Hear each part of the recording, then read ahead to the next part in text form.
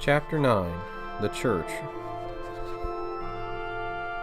The only church in CastleVania proved not to be only the old-fashioned European cathedral type, but a mighty one, more than big enough, according to Simon, to fit all of CastleVania's citizens inside. "This way," said Simon, gesturing impatiently for Tim to hurry. His footsteps echoed as he entered. The inside was lit by candles. Candles everywhere. More candles, it seemed, than 1,000 birthday cakes combined. Up ahead, Tim could see Simon walking down an aisle. The place smelled of candle wax and age, and it all seemed ancient and holy. Tim hurried along to catch up with his friend. The echoes of his own footsteps skidded along the floor excitedly, without the sound of authority of his friends. Wait up, he called to the hero. Wait up, he called to the hero, as his voice came back to him from the walls like a choir.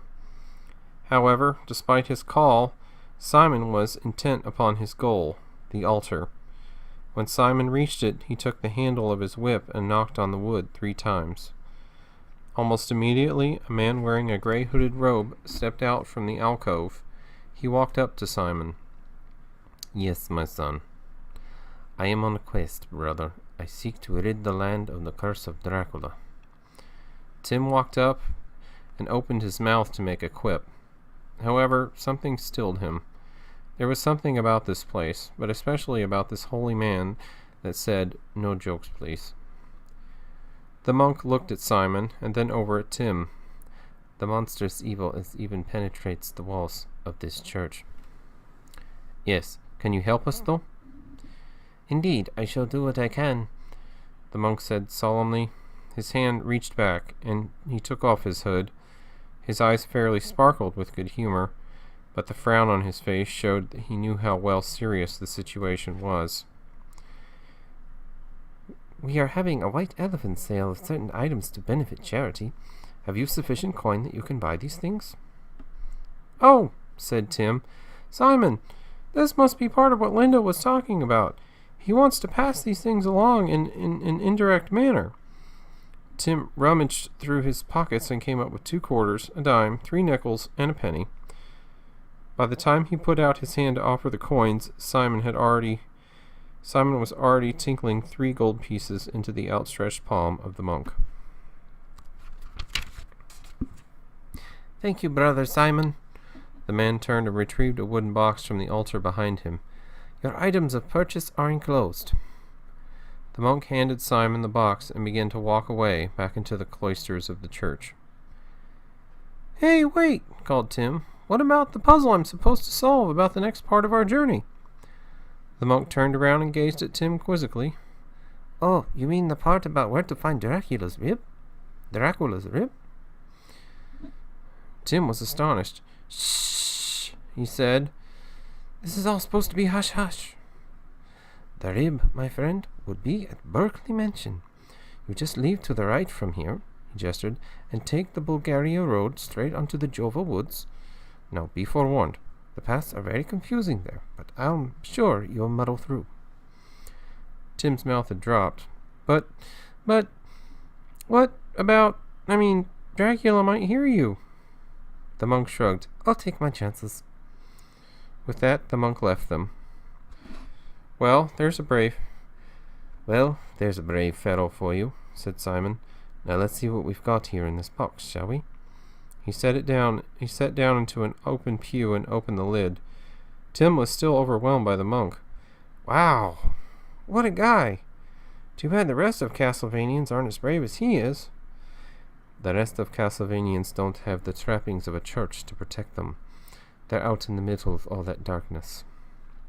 Simon pulled out a large flask. "Excellent. Look what we have here, Tim."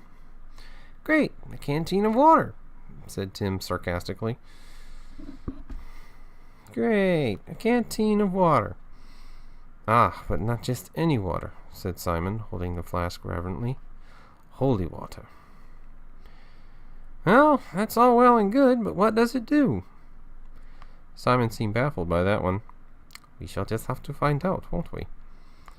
"What else?" Simon retrieved 2 whips. Tim recognized them immediately. They were thorn whips. Long, beautifully crafted thorn whips. "Excellent," said Simon. "The battles with the ghouls damaged my other whip.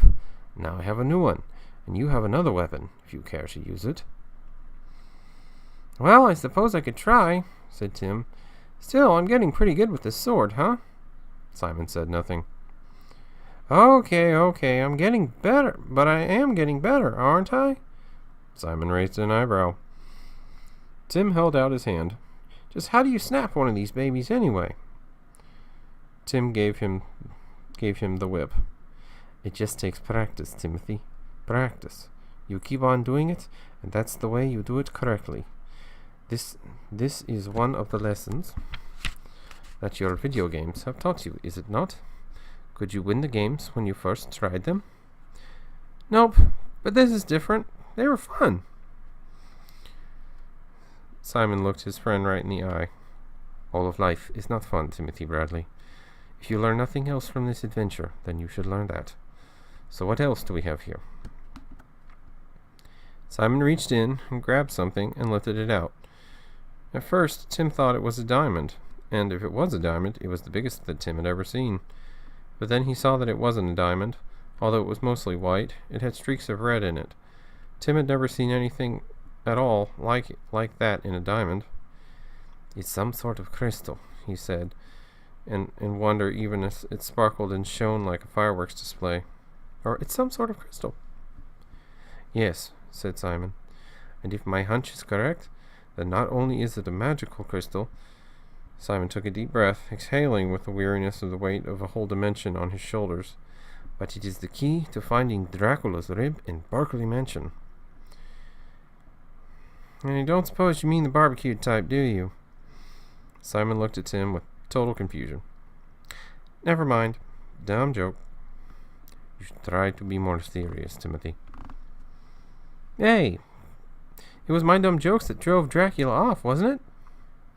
"True. But you lack a certain gravity in your character." "Well, I don't feel like I'm about to float off, if that's what you mean." "This shall be one of my missions on this quest," said Simon. "I shall make you a more serious young man." "And I," said Tim, "will have to make you a good laugh or two." Simon grunted. "We'll see." He turned and started marching off back to the exit of the church. Tim tried his thorn whip. All he managed to do was knock over a bunch of candles in the baptismal font. Their flames hissed out. "Oh," said the voice of the brother, echoing with sarcasm through the church. "Wonderful. Thank you so much." Tim wound the whip back up, grabbed his satchel, and raced after Simon.